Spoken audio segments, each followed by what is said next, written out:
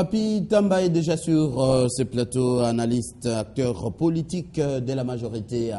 Bonjour, merci d'être venu. Bonjour, membre du PPRD. Ah voilà, exactement, membre du PPRD. Alors, l'initiative des chefs de confession religieuse de la République démocratique du Congo auprès de l'ONU, est-ce que ça pourrait déboucher aux sanctions des complices ou bien des acteurs impliqués dans la crise à l'est de la RDC?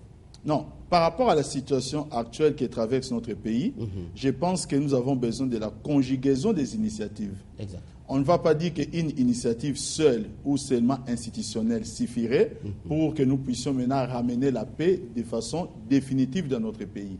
Parce que par rapport à ces problèmes de l'Est, nous devons savoir que nous avons connu plusieurs atermoiements. Aujourd'hui, les Congolais doivent s'unir maintenant pour essayer de mettre un terme définitif. Permettez-moi cette tautologie. Et il est important que chaque Congolais, chaque institution, chaque organisation aujourd'hui se mobilise. Et je dirais que maintenant, ce n'est plus une affaire politique, c'est une affaire de la nation.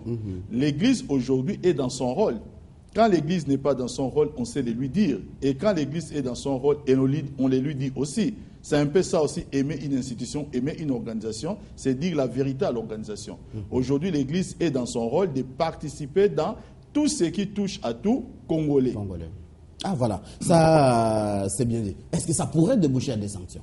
Mais c'est ça que je suis en train de vous dire, que la conjugaison de tout ce que nous sommes en train de faire devrait déboucher sur des sanctions. Donc nous devons que la démarche n'aura pas d'effet sur... Je ne l'ai pas dit. J'ai dit la conjugaison. C'est-à-dire c'est dans les lots de ce que nous sommes en train de faire. Nous savons que ça devrait obligatoirement déboucher sur des sanctions. D'abord parce que c'est le souhait de tout Congolais. Mais deuxièmement parce que les résultats que nous tirons jusque-là sont éloquents. Le Rwanda de son côté, qui est considéré comme étant un agresseur, ne ménage aucun moyen pour qu'il puisse aussi se mobiliser. Donc je trouverais mal à propos que les Congolais aujourd'hui laissent les chefs de l'État ou le gouvernement de la République seuls sur ces fronts-là. C'est dommage que d'autres Congolais ne le comprennent pas. Alors, comme dit le journal La Prospérité, le chef de l'État Joseph Kabila est visiblement dans sa logique d'aller partout où les discussions se font pour trouver la paix à l'Est. Hier, il a été à Dar es Salaam, bientôt il est attendu à Kampala pour un autre sommet. C'est toujours la même logique? Mais écoutez, le chef de l'État est constant dans sa démarche. En 2001, il a dit une phrase qui est restée dans les années de notre histoire, que là où il y aura la paix, là où j'irai. Il ira partout où il y aura la paix. Chaque fois qu'il faut rechercher la paix dans notre pays, Joseph Kabila n'a jamais ménagé ses efforts. C'est un homme de dialogue, un homme de discussion, mais qui sait essayer de conjuguer aussi tous les moyens nécessaires de l'État. Parce qu'il ne faut pas oublier une chose, c'est que le chef de l'État lui-même avait tracé les 3 axes. Les 3 axes pour lesquels nous combattons nos ennemis, nos adversaires, c'est là aujourd'hui qui agressent notre pays. Il y a l'axe politique, diplomatique et militaire. Et parmi les 3 axes sont pilotés par celui qui est le garant de la nation, qui est le chef de l'État. Le chef de l'État. Mais avec les dernières révélations du ministre rwandais de la Défense, la dernière réunion de l'opposition ici à Kinshasa, et le Vital Kamerhe, apparemment ça ébranle le côté de la majorité. Non, ça n'ébranle pas la majorité. J'essaie de regarder les choses avec... je suis obligé de les regarder avec parcimonie pour ne pas pleurer sur un plateau de télévision. La question que je voudrais d'abord me poser en tant que Congolais, quelle a été la démarche visée par James Kabarebe? James Kabarebe aujourd'hui doit-il se satisfaire, c'est-à-dire avec les Rwandais ou pas, par rapport à ce que nous observons sur les plans internes? Il suffit d'un rien pour que les Congolais soient divisés. Divisés par qui? Par leurs adversaires, par leurs ennemis. Voici ce qui me frustre. J'ai dit, mais il suffit d'un rien. Vous dénoncez la manipulation du côté du Rwanda. Mais en dehors de la manipulation, on ne fait pas la politique de cette manière. Je vais vous dire pourquoi. Je vais parler des exemples d'autres États, puisque nous aimons bien prendre des exemples d'autres États.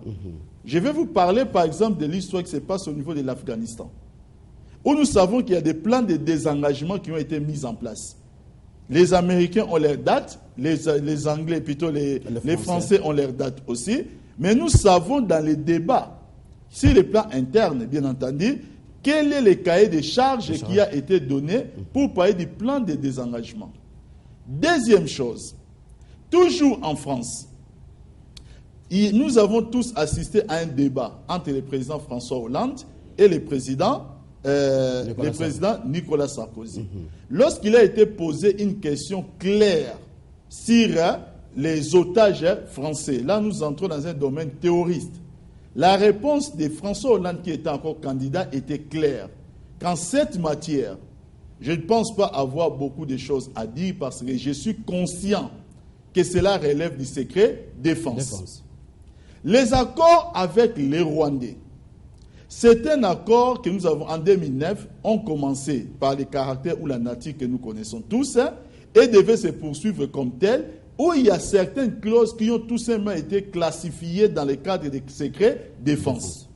Et quand c'est un secret défense, on ne les divulgue pas, sinon ce n'est plus un secret défense. Maintenant je vois l'opposition. Permettez-moi, M. Yonti, parce qu'il y a des choses que nous entendons, qu'on ne fait pas la politique de cette manière. Lorsque maintenant certaines personnes parlent clairement de la haute trahison, et je suis surpris de voir que dans le lot, on trouve même certains juristes qui essaient de se les permettre. La question qu'il faut se poser, par rapport à la nature même de ces accords, la haute trahison serait à quel niveau? Les accords de paix peuvent-ils être considérés comme étant une haute trahison? Lorsqu'un Kunda sévissait dans ces pays, cet accord a été signé parce que notre territoire était occupé. Et que le chef de l'État a mis en place les accords de paix. Je tiens vraiment à les préciser. Et dans ces accords de paix, il y a un côté visible et un côté classifié secret défense. Ce qui est reconnu par la Constitution, par les conventions internationales. Aujourd'hui, on vient sur les plateaux de télévision. On commence à nous parler maintenant de la haute trahison. Ils sont les seuls à pouvoir déterminer une telle qualification juridique. Je ne comprends pas les choses de cette manière et on ne fait pas la politique de manière à être divisé par ses ennemis. Après la réunion de cette classe de l'opposition, première déclaration, c'est de M. André-Alain Atundou-Liongo, il est cadre de la majorité également, sur Radio Okapi. S'il y a quelqu'un qu'il faudrait accuser de haute trahison, ça ne sera surtout pas le président Joseph Kabila, qui se bat pour la sécurité du pays, pour bouter dehors les ennemis de notre pays. Je pense, dit Alain Atundou, qu'il ne convient de participer à l'œuvre de démoralisation de l'opinion nationale initiée par le ministre rwandais de la Défense. Déclaration d'Atundou-Liongo. C'est votre avis aussi? Mais attendez, c'est ce que j'ai dit, peut-être avec, c'est pas avec les mêmes termes. Peut-être l'ambassadeur Atundou, M. Atundou plutôt, a encore des mots qui sont encore plus crus par rapport aux miens, peut-être plus intelligents. Mais je suis en train de dire que c'est ça la question que nous devons nous poser. À ce moment précis, qui doit se frotter les mains?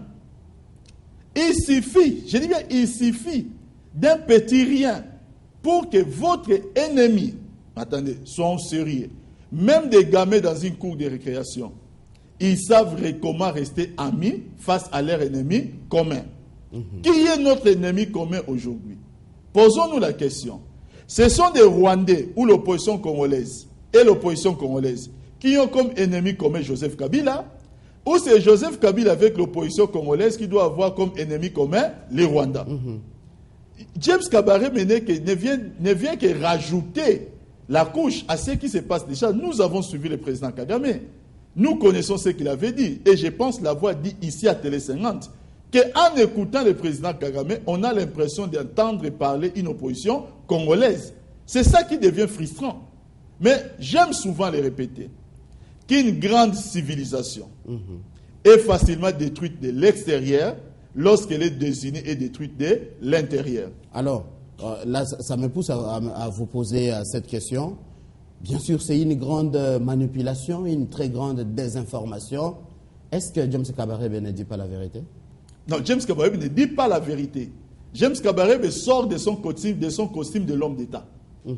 Il dit pas la vérité. Il sort de son costume de l'homme d'État. Faut-il imiter le mal? La Bible nous dit non. Nous sommes Congolais et je pense que dans ces dossiers, nous sommes en train de vivre, c'est-à-dire nous sommes en train de prêcher la bonne foi et nous vivons la bonne foi depuis le commencement de cette crise. Et nous n'allons pas changer cette stratégie. Ce n'est pas maintenant en empruntant les méthodes. Vous savez, il y a quelqu'un qui avait dit que ce n'est pas l'attardement dans les ténèbres qui fait entrer la lumière. Mais c'est plutôt l'injonction de la lumière qui chasse les ténèbres. Donc ce qui voudrait dire que nous sommes Congolais, un pays agressé. James Kabarebe peut essayer de gloser dans tous les sens, dire tout ce qu'il voudra. Mais je vais vous dire une chose, M. Mathieu. Il n'y a aucun militaire congolais au Rwanda. James Kabarebe laissé. Le président Kagame le sait. Et je vais rajouter une chose. Il n'y a aucun militaire congolais au Rwanda en train de déstabiliser les Rwandais. Alors, comment expliquez-vous ces frontières passoires à l'Est? Non, il n'y a pas question de frontières passoires. Je pense qu'aujourd'hui, le monde est ouvert et en dehors de ça, l'époque où les frontières, il y a eu des tracés des frontières. C'est l'époque où l'Afrique était encore pratiquement une jungle. Et le cas est posé non pas seulement en Afrique. C'est-à-dire quand aujourd'hui vous tracez la frontière au niveau de la, je peux dire aujourd'hui au niveau d'une forêt de Bandung, nous sommes en 2012, vous tracez la frontière. Cette frontière aura une connotation. Mais si vous revenez en 2050, je pense que plus proche de la frontière, on aura des constructions. Exactement. Et quand il y a construction, il y a cohabitation. C'est ce que nous devons comprendre. Ne comprenons pas les choses comme si nous voulons faire la politique comme les enfants de la maternelle. Ah, voilà. Je pense qu'aujourd'hui, nous sommes Congolais, nous sommes fiers de l'être et nous devons être conscients de nos actes que nous posons. Le chef de l'État a initié une démarche et nous ne devons pas être ingrats. Parce que pendant 2 ans, je dis bien pendant 2 ans, après que notre pays ait été occupé par Laurent Nkunda, nous connaissons tous les services. Pendant 2 ans, nous n'avons plus connu ce genre d'occupation. Il n'y a pas eu de terres occupées. Maintenant qu'aujourd'hui, il veut les ressurgir avec un nouveau visage de Nkunda, il trouve encore des jonctions sur les plans internes avec des personnalités politiques. Permettez-moi de vous les rappeler. Des personnalités politiques, députés de surcroît, c'est-à-dire des gens qui ont eu la confiance du peuple pour les représenter dans un cadre institutionnel. Juste parce qu'aujourd'hui, ils ont une certaine haine contre la personne Joseph Kabila, et ils sont prêts à aller revoir des gens que nous considérons comme nos ennemis. Maintenant, la haute trahison, la haute trahison, de quel côté est-elle? Ce sont des questions que nous allons tenter, que vous, analystes, vous allez tenter de répondre à l'émission Ça fait débat vendredi à 16h. L'invitation vous est lancée. Merci beaucoup. Une invitation en direct sur le plateau de télévision, c'est plutôt inhabituel. Et c'est difficile de refuser. Merci vraiment, monsieur Papi Tamba. Je rappelle, vous êtes du PPRD, analyste politique, donc de la majorité. Merci d'être venu. Et dans quelques instants, il va faire 10